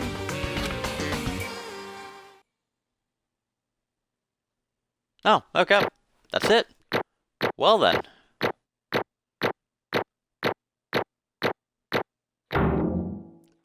I'm kind of supposed to get an A there. That felt terrible. But alright, I'll take it. Okay, Monokuma. I'm ready to begin. Or, no. I suppose this is the end, isn't it? It is indeed the moment we've all been waiting for. Time to vote, okay? Okay. If you would, please locate your lever and cast your vote. And when the votes are tallied, who will become the blackened? Will you make the right choice or the dreadfully wrong one? What's it gonna be? What's it gonna be?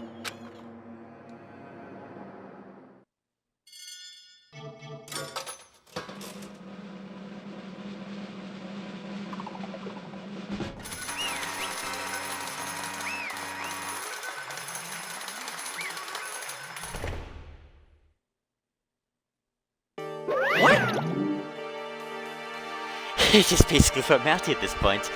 But once again, you're all totally correct. The black this time, the true killer devised the whole stinking scheme was Celestia Ludenberg, or more precisely, Taki Yasuhiro. Honestly. I lost. Well, that sucks. I guess trying to work with someone else was a mistake after all. Hifumi's ineptitude was beyond all my calculations. So you really did approach Hifumi with this plan. How'd you get him to agree? I can't imagine he would have happily agreed to commit murder. She relied on our specialty, lying. My specialty? Don't make me laugh. I'd have to lie to get him to agree. Did you use, you know, a need figured out Kiri? You're absolutely right. To get Hifumi to act as my accomplice, I used her. For everyone who's still left, I'll avoid mentioning it by name, but it was just the one thing Hafami and Toika were both super into, and I'm going to mispronounce everyone's name because that's just how this works now. Does she mean... She's talking about alter ego? God. I'm really clueless to be the main character of this game. What? Just a What are you second. talking about? Don't interrupt him. No. We're in the middle of a very important conversation here. I'm totally out of the loop here, as usual. In other How words- sad. Then you're the one who Indeed. stole it. That's right. And you said to drag Ifumi into the plan you came up with. Right again. Last night, after our meeting about how it disappeared, I paid Ifumi a little visit. Yeah, what are you Actually- doing here? Actually, I was hoping I could talk to you. Alone. It's about what was stolen. I know who did it. Are you okay with this? It was Taka. He stole it. So then, And I have proof. Would you like to see it? As it turned out, I found a use for this digital camera. I'd taken you-know-what to Taka's room earlier, and took pictures of it. I deleted the photo as soon as I showed it to Fumi, of course. So it was him! But how did he do it? She was supposed to yell if either of us got close to her. You are correct. Which is why Taka forced me to steal it. as for me, Please forgive me. He threatened me. as for He me, did? He came to my room last night unannounced, and then it was hard for me to even say. He abused me. He took pictures. He said if I do not do as he asked, he would show everyone. It really didn't seem like that was welcome in a school environment, but I think the loss of Mondo absolutely destroyed him. So I had no choice. That is a crime! An absolute crime! I mean, I knew he got a location, but I never imagined he would go that far. It was amazing how he completely bought it. I cannot express how enjoyable that was. I must have enough to save my life. Leon, I'm going to kill him. I'm going to fucking kill him. most unfortunate.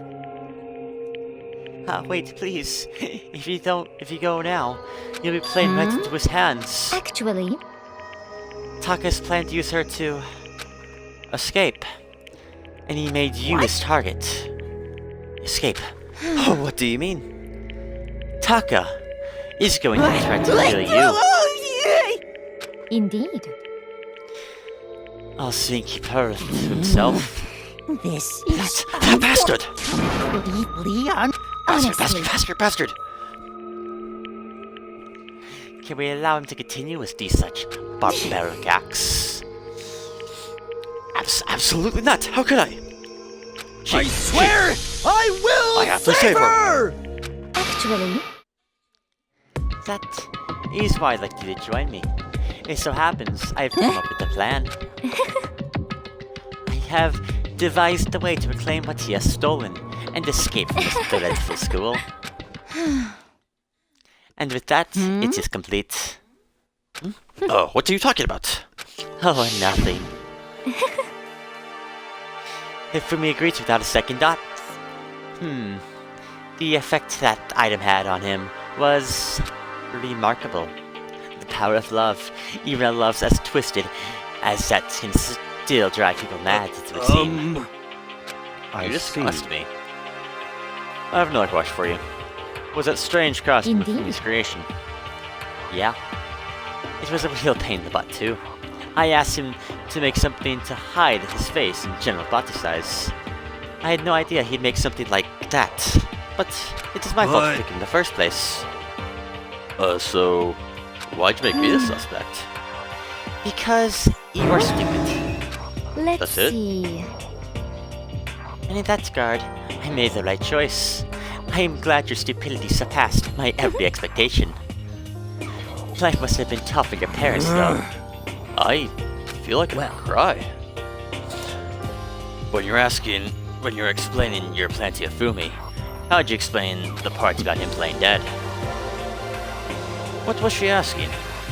What was Yafumi supposed to do after that? Assuming you actually let him live. With this? That is simple. After he did his part to pretend to be dead, someone showed up. I told him to say he had been seriously wounded and was on the verge of death, but he just barely held on. And he really believed that? Well, of course. That wasn't all there was to it. As explained to Fumi, plan was... While you all questioned him about what had happened, I was going to murder someone else. At that point, Fumi had an alibi, so nobody could doubt him. I told him that, and he believed it. It all seems very straightforward, stereotypical. I just matched the lie to the love of the opponent. In fact, Fumi ate it up. He believed that lie wholeheartedly, right up into the very moment So of his in the death. end, So you'd planned to kill him all along. But of course, there was no point to my plan if the one who pretended to be dead did not end up dead himself. How can human life mean so little to you? That is a non-issue. I simply did everything in my power Don't be to mean! Now you I sound like wondered Rakuya. about that. No. He derives his pleasure from the thrill of the hunt. In that aspect, we are nothing Why? alike. Then, what made you take things this far? Was it really just for money? Are you talking about the $10 million Marco offered us? That is a lot of money, that is true. But that's not all there is to it. From the moment our new life began, my only thought has been escape. But, how long have you been saying how we could accept You living little here? bitch! Obviously, that was a bloody lie. Hey! I couldn't take it. I hated it from day one. More than anyone You else here. little bitch! I wanted to get out. Every day was a threat to torture. And you wanna know why? Huh? Because I had a dream. And accepting a life here would have meant nothing less than giving up on my Honestly. dream forever. And there was no way I could ever do that. In the underground world of gambling, I risked my life to make a As metaphorical for killing. me, And all of that was for a dream. And what was isn't that it dream of yours? wonderful? To live in a European castle. A castle? And to gather handsome men from all the world to serve as my butler/bodyguards. I was gonna make them dress up like vampires to satisfy my every needs. Once I obtained that, I created a perfectly aesthetic This is world fine. of decadence. Living the rest of my life was my only dream, my only goal. That's what it is all about. Combined with my own winnings, Monokuma's $10 million would have made that dream a reality. I There got is right to nothing the to edge, be but done. unfortunately, my dream has been shattered to the wind. Still, I don't have any regrets. I pursued my dream to the very end. Just So the why would I? worst. You sound so passionate, but you're really able to kill your own Oh. friends for it? You asked me to feel guilty? That is a pointless endeavor. I think nothing of sacrifice those my own needs. I, of course, am the ultimate hellspawn. Do you I feel nothing. understand? That's all there is to me. That's what makes me complete. It is terrifying how different values are. There's simply no room for this? understanding. That's what we should be saying, and plus, how can you be so calm? Do you realize you're about to die? Why aren't you scared? I get scared if I don't see a donut for 3 hours, and you're about to die, and you're just calm. My ability to lie is unrivaled. I take pride in that. It's not just other people. I can even fool my emotions. The conscious deceives the unconscious. And Yes, that's why you're not indeed. scared? That's right. I do not fear death. Kill me however you like. But you know, if I were to be reincarnated, Isn't if it I had a wonderful? choice then, I think I'd come back as Marie Antoinette. You just get executed again? So let's smile then. And when she did, it looked to me like a poor effort to force it. She claimed she could fool her own feelings, but that statement itself must have been her final lie. And that weak, fake smile betrayed her. Chills! Kills! Y'all done? Then let's get rolling. This blackened scare the piece. Now Must then, pay the I price. prepared a very special punishment! For her, Let's the give ultimate it hellspawn. everything we've got! It's punishment time! I guess I'll let Kyoko hold on to this. What? Will it really give you the hope you're looking for? I can't say I ever saw it that way. Which is why... Actually, it's not important. Well then, take care, everyone. Perhaps we'll meet again. In another life.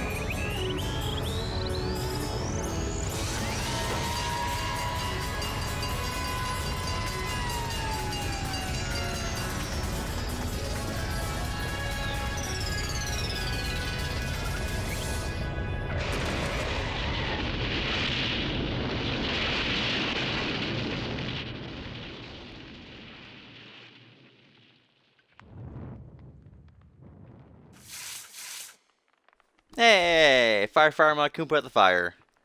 See, he's a good guy.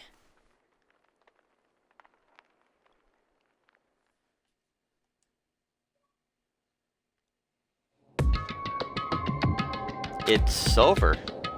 The third execution it's over. Celeste's death is over. Celeste killed my friend, so I can't pity her, but I also can't deny that at one point I considered her a friend too. And for him just to come along and... Isn't it awful? Someone couldn't cut free their regrets from the outside world, and someone people had to die. Extreme! You guys still along? You need to place some What are value you in your own gonna do? lives. Jeez. And here I thought, you guys are gonna pass torch your hope to the next generation. Let me out of here! What do I care about hope? I'll throw it on the trash to get me out of here. You're all the embodiment of hope, whether you like it or not. It's my destiny to knock you out one by one. It's sad, yes, but that reality cannot be avoided. Talk like you're not responsible. How long are you gonna make us keep going through all this? What do you want from us? God, I'm sick of you people asking that. Give the rest already. So anyway, Kiri, did I see what you get some kind of key type object from Celeste? Hey, what's the deal with that? What? So What's the then, matter? I'll answer your question if you answer mine. What did you do? What did you do to me? Ooh. What? Answer me. What did you do to my body? How exciting! Oh man, jeez. Oh man, jeez. What do you mean? What did I do? I have no idea. I don't know anything about it. What was that just now? The mastermind did something to Kirigiri's body? What does that mean? Well, things are kind of awkward. I think it's time to get out of here. Meanwhile, you guys go enjoy your school life. If you get lonely, give me a shout. Nothing else See ya later! Monokuma disappeared, leaving us all depressed and in despair. Although it wasn't all despair, there was one small hope. Hey, Kyoko. Monokuma already mentioned it, but what was that key that Celeste gave you? Most likely, the key to one of the dressing room lockers. What? Does that means that Celeste probably hid it in there. I suppose sometimes it's easiest to miss what's right beneath your nose. Well then, Indeed. better go check. Good idea. We left the courtroom and walked to the dressing room. As we approached the dressing room, Kyoko looked back at us and said, I'm gonna go on alone from here. Everyone else, head to the dining hall. I'll check with you later.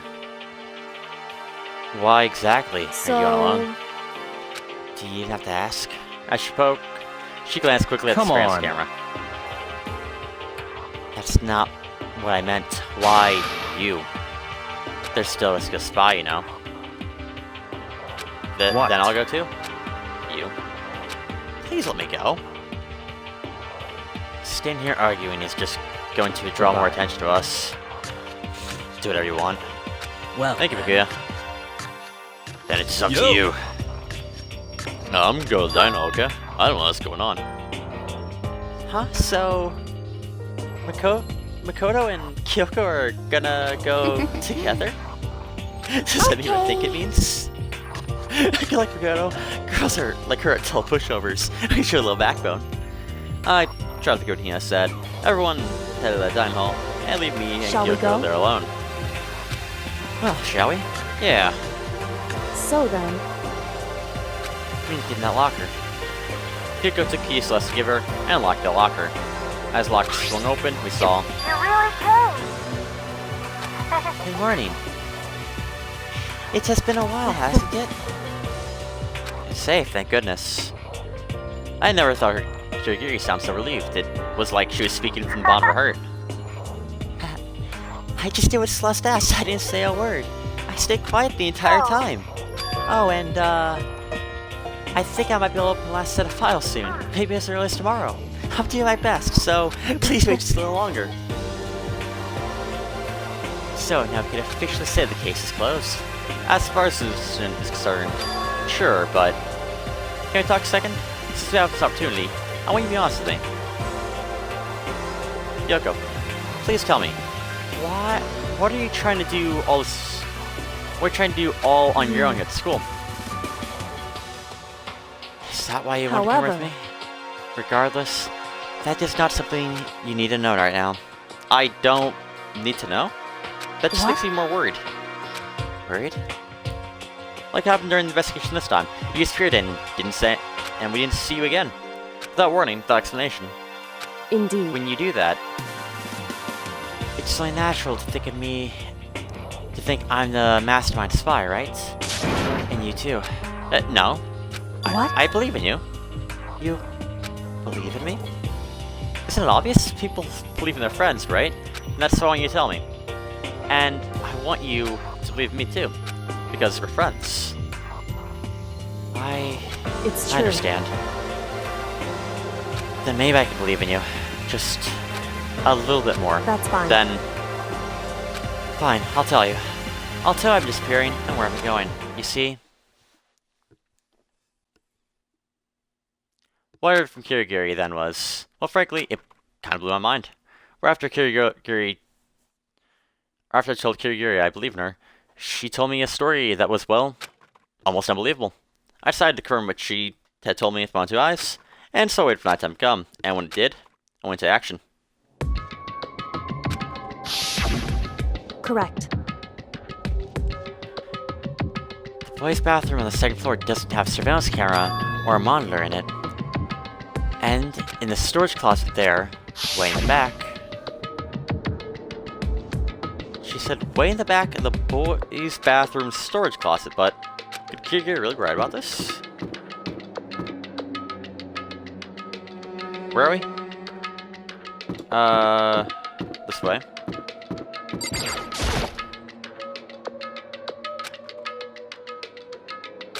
This way in the back of the boys' bathroom. Oh, bathroom. Not the locker room, okay.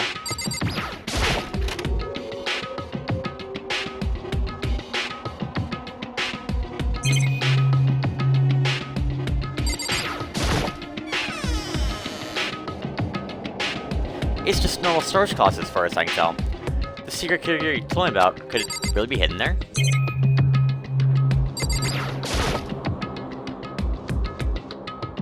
She says I'm back in the storage closet, but I mean, seriously?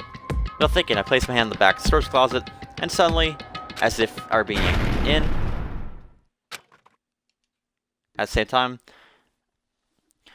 same time as I heard that sound, I fell through the wall. I had no idea what was going on. I'd fallen to the back storage closet. Huh? It turned out, the back wall was like a revolving door, and I made my way to the other side. Just as Gary said. Correct. We read this about 3 seconds ago. So this is a secret room, but what's in here? Not a whole lot. There's a bunch of files, and what looked like volume after volume of yearbooks. They're all covered in dust. Looking at everything, one file at the edge of the bookshelf caught my eye. Hocus Peak Academy Student Registry. Please don't think you're not covered in dust. Has someone looked at it recently? I slipped the file into my hand. Before I had a chance to take a look at it, a slip of paper fell out of the file, and I turned my attention to it. What is this? You must not leave. That's kind of weird. I could understand if it said, like, I can't leave, but you must not leave? What is this? My head feels funny. This strange sensation. It's like deja vu. Those words, you must not leave. I've seen it somewhere before, but I can't quite remember. What do I know? What don't I know? A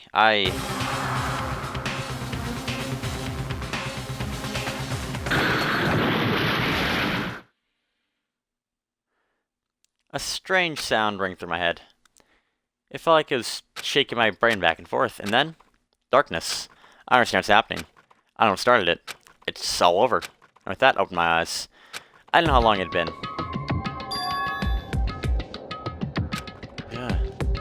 Ow. I felt something in me, I lost consciousness.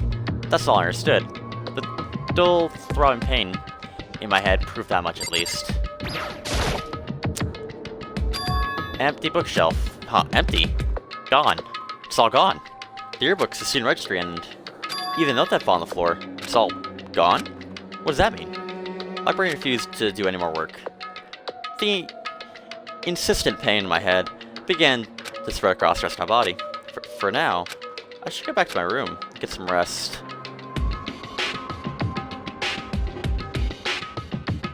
My body is heavy with pain, my mind heavy with thought. I dragged myself towards my room. So I made it back to the first floor of the school. The further I walked, the more I felt things are getting blurry. Can't see in front of me. I couldn't stop myself from collapsing right there. And after that, as if a vast distance heard a sound. It's faint but undeniable. The sound is coming from the gym. As I desperately hold my shake frame towards the gym, the sound got stronger and stronger. What's going on? It can't be nothing. Here in the gym?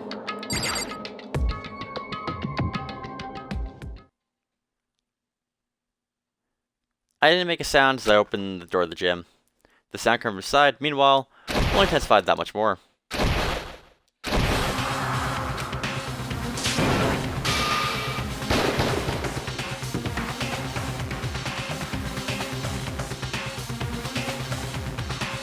before me raged about beyond anything humanly possible. No, one side is not human, that's for sure, but regardless, I couldn't stop staring.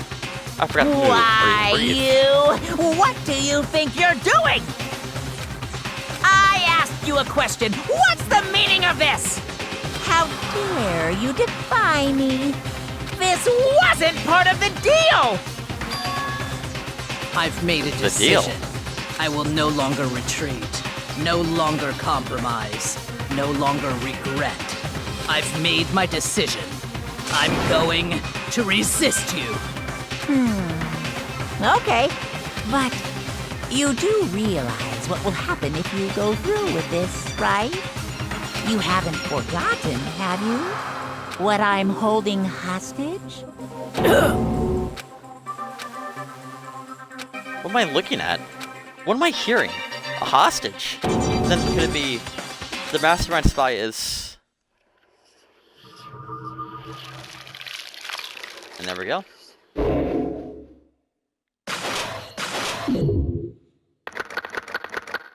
And then there were 7.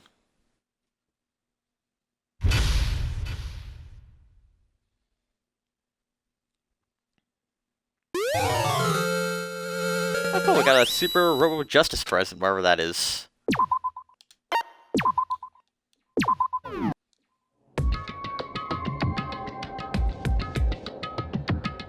Alright, so yeah, that's a good episode of Danganronpa here. We'll continue on to chapter 4 next. And yeah.